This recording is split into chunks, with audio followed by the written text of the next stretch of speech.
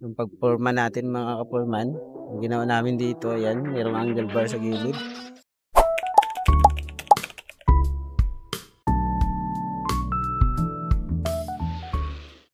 So ayan mga kaporman, nandito tayo sa isang project natin at ayan, mapapansin nyo halos GI pipes na yung gamit nating scaffoldings.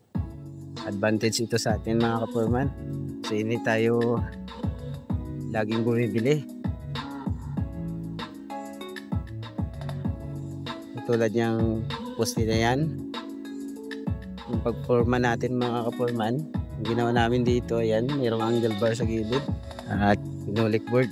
Hindi na kami gumamit ng kahoy dyan. Ganon din, isi-sit up sila ng roof din doon sa taas. Ganon din yung proseso natin. Angle bar na rin yung framing natin mga kaporman. Para palipat-lipat na lang. Maliit lang ito na project mga kaporman. Maliit na project pero yung gamit natin halos GI type na.